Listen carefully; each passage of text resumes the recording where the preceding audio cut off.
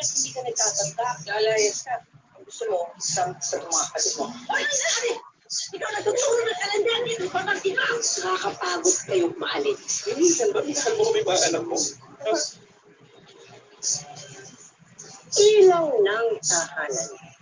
Yan ang madalas na sinasambi kapag ang pinag-uusapan ay ang ating mapagmahal na ina. Pero paano kung bilang anak ang iyong ina ay puro madidilim at mapapait na alaala ang iginunit sa iyo? Dapat pa rin ba siyang mahalin at patawarin kung ikaw ay kanyang pinagdamutan ng pagmamahal at pag-aaruga? Eh sa kanyang pagtanda, handa ka bang siya ay iyong alagaan habang unti-unti siyang nanghihina at hindi ka na niya makilala? Yan ang mga nakakaantig na tanong na bibigyan natin ng kasagutan dito sa totoong kwento ng isang lola na nag-trending ang mga video kamakailan. Naku, ginagaranti ako, lahat tayo maiiyak sa episode na ito. Kaya tayo natutukan ang aming special Mother's Day presentation na pinamagatang ang inang walang puso na Nanay Gloria Cosipag story.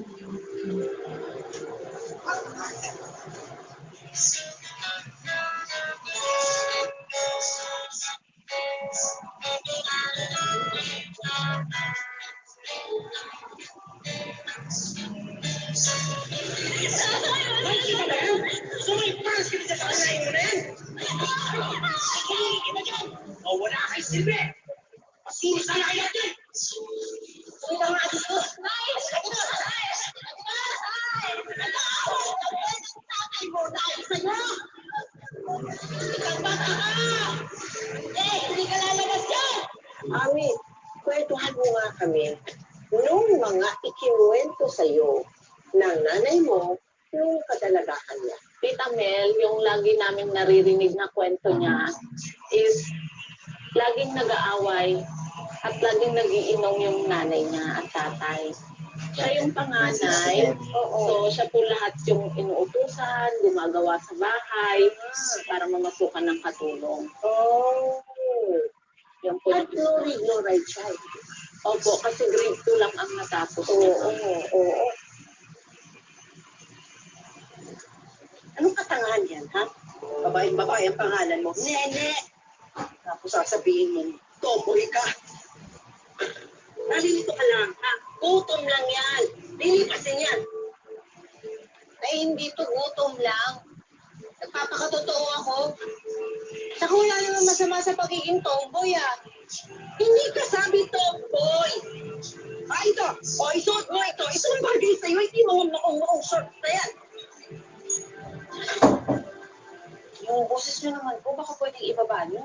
Kaya yung mga kapitbahay, yung pinapanood tayo dito. Eh, ba kasi pakialam nila? Dati namang malakas ang boses ko eh. Sino kasi itong si Nini? Hindi mo, ha? Paano yung pamamasukan mo? Sa tingin mo, sino kukuha ng tomboy na kasambahay? Hindi naman ang pagiging kasambahay ang pangarap ko, Nay. Nilalang mo ang pagiging katulong. Yun ang pinambuhay namin sa inyo. Yung mga kamay ko na sugat-sugat. Yung likod ko na nirarayuma. Tapos ito na isusukli nyo? Wala akong utang na loob. Lahat ng ginagawa namin ng tatay nyo ay para sa kinabukasan ninyo. Kaya isaksak nyo dyan sa kukote mo, ha? Na wala kayong karapatang sumuwi sa akin hanggat wala kayong ambag sa mesa.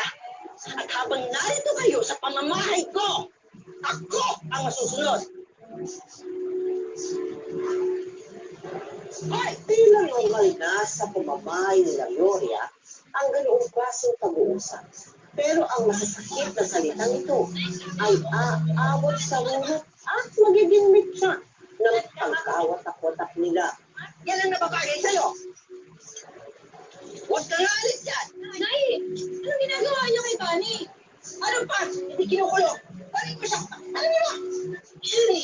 Pwede na ako mag-piso. Oh, ayos. Hindi ba? 16 anyos, tatay na. Kala mo kung sinong matigas at puto, ha? Grabe naman kayo, Nay. Ganong edad din naman po kayo ni tatay nung ikinasal kayo. Iba kami. Ginusto namin yon. At masipag kami. Eh ito, ha? Suwatin na, palabusin pa, ha? Ha? Nay! Ha? Nay! Nay, tama na po! Ano ba naman kayo? Hindi ba kayo kontento? Kinalagkad nyo doon sa labas hanggang dito, tapos kinulong ninyo ngayon. Gagamitan nyo pa ng walis tingting? Sobra na kayo, Nay. Hindi naman hayop si Bunny. Dapat ganyan kayo. Gusto nyo yung nahihiya kayo. Nahihiya ka? Ha? Bakit? Totoo naman, ha? Ayaw mong mahiya. Huwag ka nang upo sa bahay na ito, ha? Lumayas ka na! At saka, hindi ba sabi ko sa'yo, huwag kang magsusuot niyan! Hindi ka makakasunod sa akin, ha? Huwag kang titira sa pamamahay ko, ha? Lumayas ka rito! O ikaw, subukan mo lumabas yan, ha?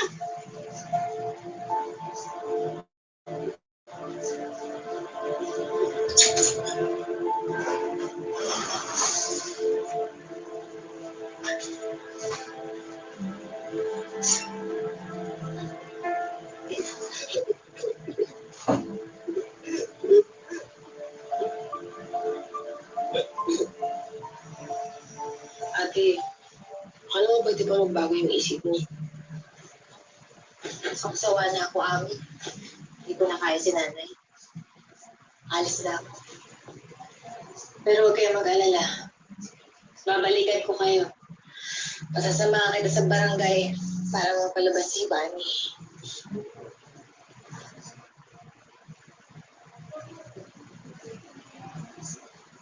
Lalayas ka. Sige, lumayas ka. Kung gusto mo, saan ka itong mga kapatid mo? Ay, sandali.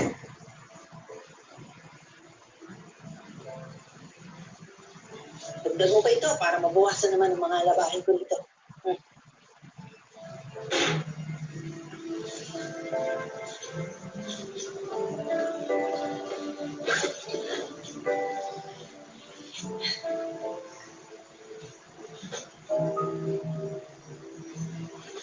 Puro pabayaan si nanay, si Bunny. Ano pa hinihintay mo? Tingin mo, piyakan kita. Basta.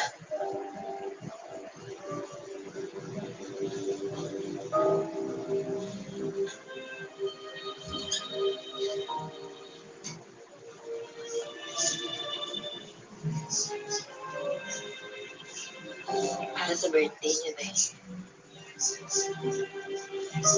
Happy birthday.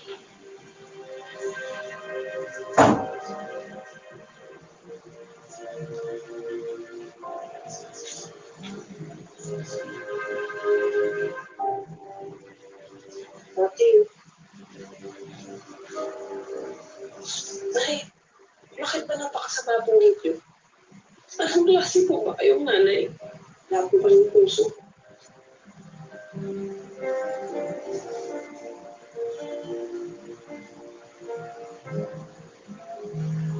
Anong feeling mo, no, pag sinasaktan ka? Masama yung loob ko, pero nakikita ko naman po sa lahat namin magkakapatid, ganun din yung turing niya. Oo. So lahat naman po kami, sinasaktan niya, sa pamamaraan ng disiplina niya, parang malupit po kasi. Malupit. Madi-describe. Oh, Tay. Susunod kasi, Huwag mo yung basta-basta umaakit ng puno. Basta nangangako ako sa'yo na kakausapin ko yung mga kapatid mo para bumalik sila dito. Pero ikaw, natis mo hindi umalis, ano? Marunong ako sinong makituko sa nanay mo. Pero magkaugali ko. Boss, dapat mo sa akin nalitikpan. Okay. Ano na dito? Hindi kami magkaugali ni nanay. Unang-una, hindi ako nananakit, hindi ako naninigaw, at hindi ako nananahiyap. Pareho kayong matapang. Matibay. Minsan, matigas ang puso.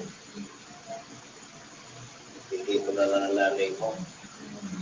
Kasi, hindi nakaramdam ng pagmamahal ng bata ko sa akin. Yun na nga, tay.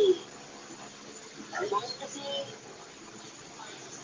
bakit kailangan nang ibalit sa amin yung galit ko sa mga kaya tagal-tagal na yun. Sarili na yung anak ko.